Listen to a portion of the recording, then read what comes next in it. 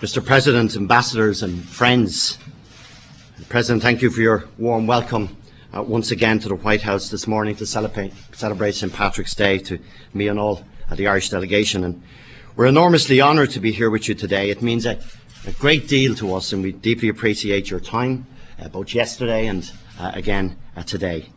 Ireland and the United States are two countries of vastly different size and scale, but we enjoy an extraordinary and very special relationship.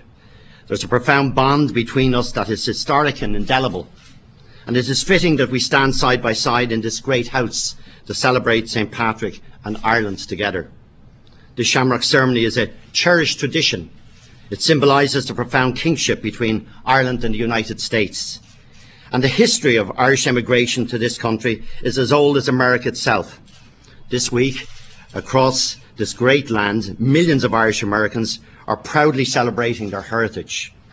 We remember on this day that the strength of today's relationship is made possible by the hard sacrifices of generations of Irish immigrants.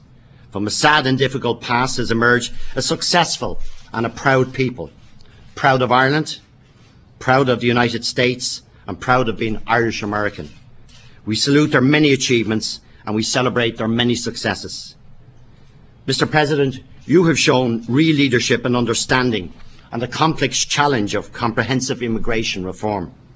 On this St. Patrick's Day, mindful of the resonance that this great issue commands for people and Irish people, and I would like to express the hope that a path may be found to enable current Irish immigrants to legalise their status in the United States on a permanent basis.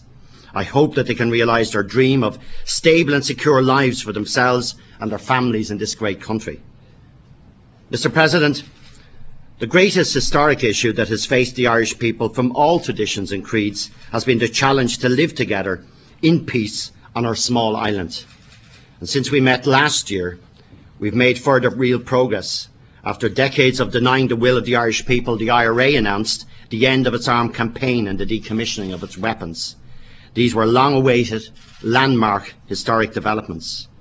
Both Prime Minister Blair and I are determined that 2006 will be a decisive year in completing the journey of peace that we've embarked on. We're at one on our objective and on our strategy.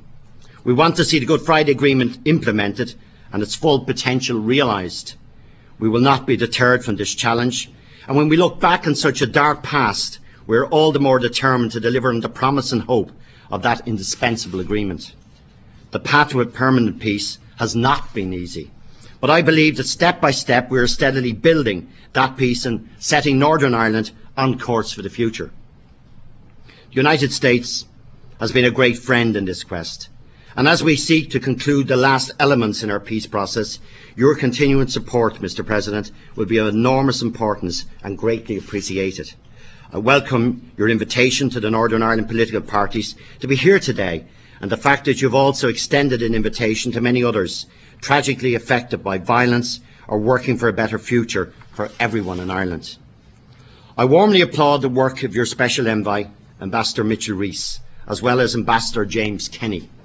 They do a great job serving their country, and their tireless efforts and commitment in advancing the peace process in Ireland are widely recognised. President John Quincy Adams once said that patience and perseverance have a magical effect before which difficulties disappear and obstacles vanish. We have found, Mr. President, the patience and perseverance that produce great results. With a little more on everybody's part, and with your help and that of all our friends in the United States, we will complete our historic journey. I'm very pleased, President, to present you once again on this St. Patrick's Day of 2006, the Shamrock as a token of our esteem and the warmth of our friendship. Thank you, Mr. President. Yeah, here we go.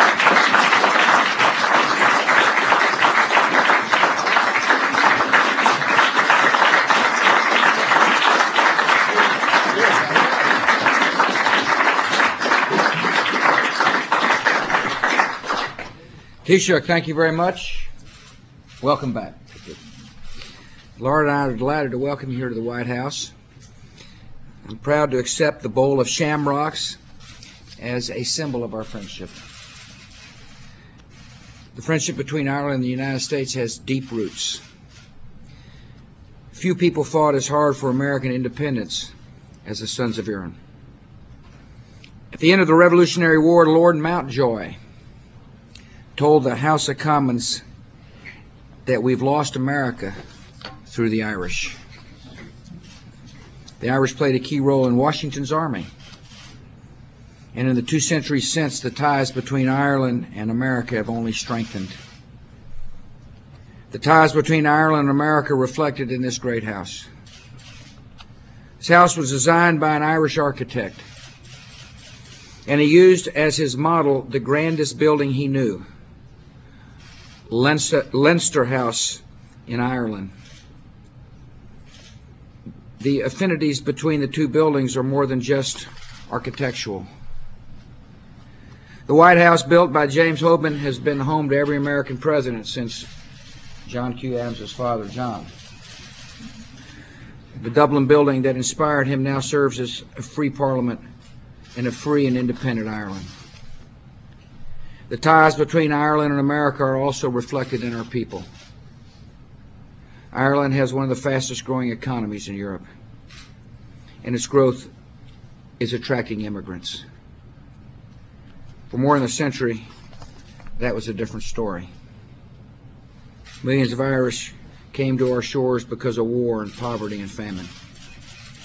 Often they arrived with nothing but the faith of their fathers and a willingness to work. These men and women who built our cities were also the soldiers who defended our freedom in every one of our wars. They're the priests and they're the nuns who built a system of parochial schools that provided a decent education for millions of poor immigrants. And they're now doing the same thing for a new generation of African Americans and Latino Americans in our inner cities. Like St. Patrick, the Irish in America began their life in their new land as exiles, but came to love it as home. Finally, the ties between Ireland and America are reflected in our common commitment to bring the blessings of liberty to every man and woman and child on this earth. In the 20th century, Ireland won its independence and raised up a democracy that offered its people a just and better life. In the 21st century, Ireland is now helping other nations who share the same aspirations for peace and prosperity by fighting hunger and the spread of HIV/AIDS in Africa, by supporting relief efforts for victims of the tsunami in Asia, and by helping the Afghan people rebuild their lives in their country.